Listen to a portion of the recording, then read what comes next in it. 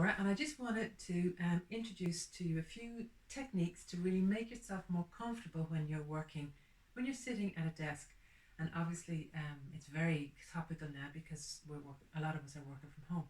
And I have a lot more clients coming to me with head and neck problems and tightness in the head and neck from sitting too long in this sort of position. So this is a set of three. The first one, we're going to look at the chair and the seated position. Then I'm going to have a second video where we're going to look at the position of your laptop, of your screen and your keyboard, those kind of things. And then the final one is actually yoga that you can do to unwind all of these areas. So let's start with the chair. I'm just using my kitchen chair because I assume that's what a lot of us are working on. And it's not always that comfortable to be sitting on it. Sometimes the position isn't so good for us.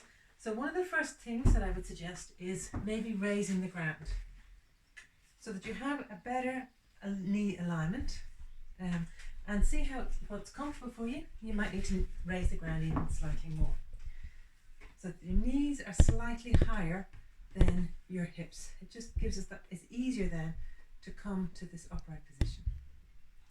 Another thing that you might want to do is to just make it a little bit more comfortable for yourself. Personally, I love sheepskins, but it might be a blanket, it could be anything, just to make that a little bit softer, a little bit more easier to spend a long time on.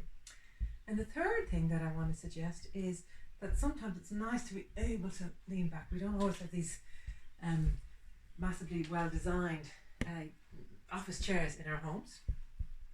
I'm using a yoga mat. You can use anything that's rolled up tight. I just happen to have a yoga mat, surprisingly enough. And having that behind you allows you to just, I'll show you if I turn to the side. Having something behind you can allow me to just simply, so most of the time I'm in this position, with my feet rest, in this position. But when I want to lie back, sit back, if I'm taking a call, I can release back on, and now I've got support through, it's higher, the support is coming higher, but it's also giving me that between my shoulder blades. So I'm no longer in this position when I've been sitting up at the computer, but when I sit back, it gives me that little bit of support. So there's 3 tips to convert your kitchen chair to something a little bit more comfortable. Of course, as you know, I have one more tip for that. Another thing that people might like is to slightly raise the front of the chair. And you can do that by having a blanket with a slight roll, just to lift the knees. Again, it can just take the pressure off the knees. So it's something similar to lifting your feet. It just gives a nice little bit of support under the knees. And again, the same as when you're playing, trying to get your car position, it gives that extra bit of supporting you upright. So they're the kind of things you can do to convert your kitchen chair into something that's a lot healthier for you if you're spending a lot of time sitting. Of course, now standing desks are all the rage. So what I would strongly recommend is that you spend some time, say, at your kitchen table or at a chair, and then take your laptop and go and stand at your kitchen counter. Depending now, if you've got a load of little kids running around, that may or may not work for you, but you can also then come to standing periodically. The other option that you might have is to come to a lower position. So I have a little IKEA table here. And so also changing, coming down. So maybe come into this position for a while.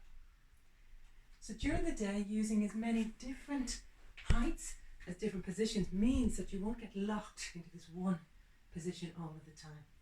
Taking regular breaks is always useful.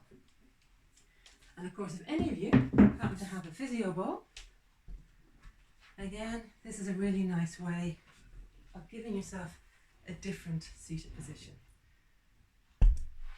So there you go. See what you've got, see what you can play with. Using your imagination, because you're not going out to IKEA to buy yourself new chairs and new tables, but with a little bit of imagination and really paying attention to where it is that you want that support. Lower back, lifting the legs, support under your feet. You can really make a difference to your day.